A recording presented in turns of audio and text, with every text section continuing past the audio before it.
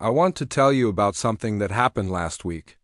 It's one of those things that's so bizarre, so unsettling that I am still not sure if it was real or if I was just losing my mind from stress. But I have the photo, and that's the part I can't explain. It was a Tuesday night around 2 in the morning. I was wide awake, as usual, doom scrolling on my phone in bed. The house was completely silent except for the low hum of the refrigerator downstairs.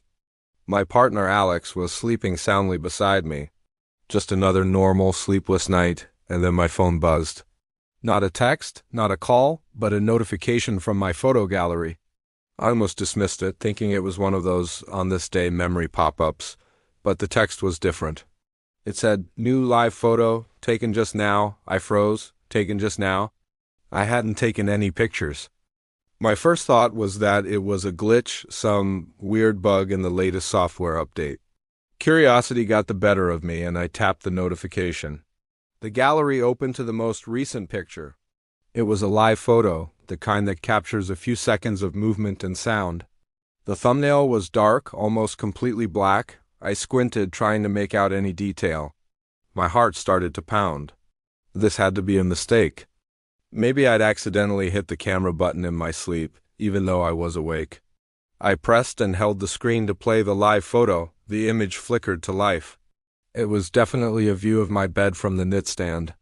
The room was pitch black, but the phone's camera had managed to pick up some faint light, enough to see my silhouette and Alex's, both lying still under the covers. The quality was grainy, but it was unmistakably us. Then I heard the sound. It was faint, just a whisper, but it was clear. A chill went down my spine so fast it felt like a jolt of electricity. I snatched my hand back from the phone as if it were hot. Who was that? It wasn't my voice. It wasn't Alex's. It sounded like it was right next to the phone, right there on the nightstand. I slowly sat up, my eyes scanning the darkness of my room. The closet door was ajar, a dark sliver against the wall. The window was shut, the curtains drawn. There was nowhere for anyone to be. He mumbled, turning over. "What's wrong? Did you hear that?" I whispered, my voice shaking. I didn't know what to say. Someone said my name. I sounded crazy, I knew it. He sat up, rubbing his eyes, and looked around the room. "Liam, there's no one here. You probably had a bad dream." I handed him my phone, my finger hovering over the screen. "My phone just took this. Listen." He took the phone, looking confused, and pressed the screen. He watched the grainy video, his brow furrowed. He listened. And then he listened again. He looked from the phone back to me, his expression unreadable in the dim light. "That's weird," he finally said. "It's probably just audio feedback or something. You were probably talking in your sleep, and the phone picked it up. It doesn't sound like me, Alex, and I was awake." "How did the phone take a picture by itself?" He shrugged, clearly wanting to go back to sleep. "It's a glitch. Tech does weird stuff. Just delete it and go to bed." He handed the phone back, rolled over, and was snoring again in minutes, but I couldn't sleep. A glitch? It felt like more than a glitch. The voice sounded so intentional. So close. I sat there in the dark, clutching my phone, staring at the closet door. My mind was racing. Was someone in the house? Did they get in, come into our bedroom, stand over us, take a picture, and then leave without making a sound? It seemed impossible. I got up and checked all the locks. The front door was bolted. The back door was locked. All the windows were secure. The house was sealed tight. It felt like evidence, even if I didn't know what it was evidence of. I put the phone on the nightstand, screen down, and tried to sleep. But every creak of the old house, every distant siren made me jump. I kept imagining a figure standing in the corner of the room, just watching. The next day I tried to rationalize it. Alex was right, it had to be a technical fluke. I was stressed from work. My mind was playing tricks on me. He said it was possible for apps to misfire and that the voice could be corrupted audio data. I wanted to believe him, I really did.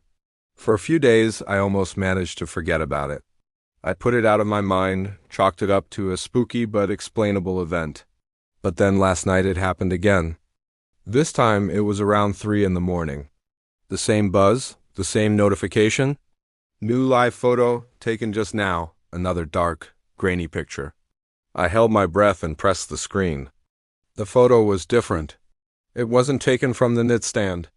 The angle was higher from the foot of the bed, looking down at us. It was a slightly wider shot, and you could see more of the room, the closet door, the dresser, the window. And in the corner of the frame, near the closet, was a shape. It was tall and thin, just a dark mass against the slightly less dark wall, but it wasn't there before. It was the shape of a person. And then the sound played. It was the same raspy voice, but this time it didn't say my name. It said, "So close." We both jumped. Alex dropped the phone on the bed.